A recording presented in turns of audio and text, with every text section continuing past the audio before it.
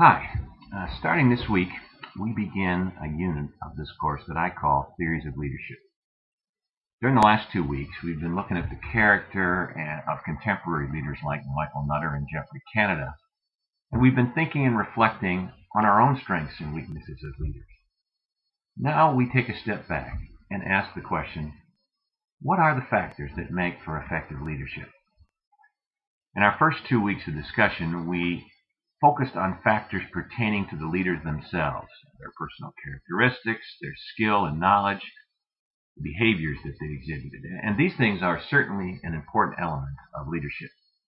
But by themselves, they do not fully account for why certain leaders are effective and others are not.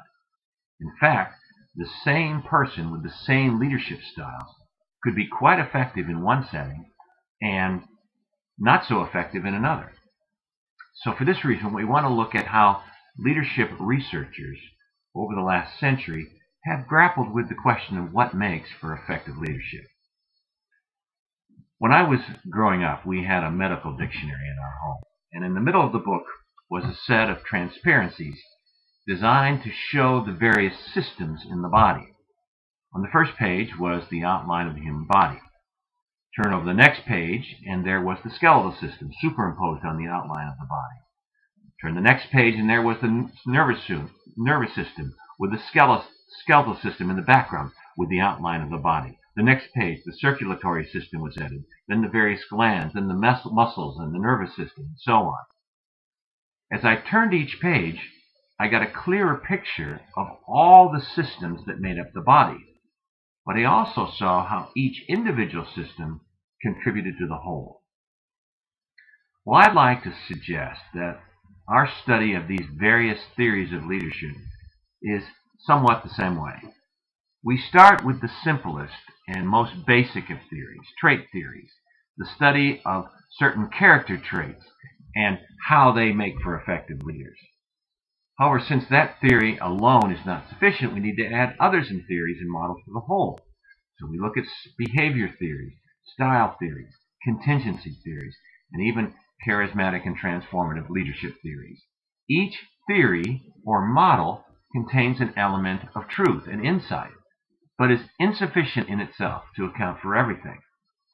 And as we discuss these various theories, our view of leadership will become more complex and more complete. Now, the point is, we don't have to choose only one theory or model to explain effective leadership. But as we look at all of them, we will find that each provides us some insight and can help us in our thinking about how we exercise leadership and how we can become a more effective leader overall. So I encourage you to study each theory or model and see what insight you can glean, and then add it to your repertoire of understanding of what makes for an effective leader. Finally, I want to say something about the next written assignment, a reflective journal based on your response to the book, Deep Change by Robert Quinn. We will have 2 Deep Change journals in this course. The first one is due February 17th and focuses on the first 9 chapters of the book, which deal with the changes that we as leaders must undergo in order to lead others through change.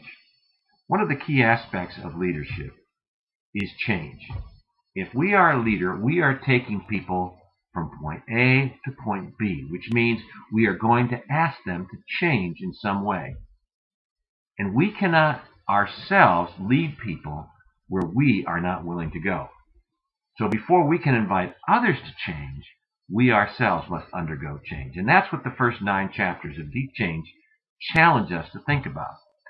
So I encourage you, as you read the book, to look at this assignment as a time to do further reflection on your own leadership. Look at the assignment description and see the examples that are found on the Blackboard site. Thus, these next few weeks will stretch us intellectually as we seek to grasp various theories, and emotionally as we confront the ways in which we block the changes we must make in order to become effective leaders. It promises to be a time of real growth, and I look forward to sharing that process with you.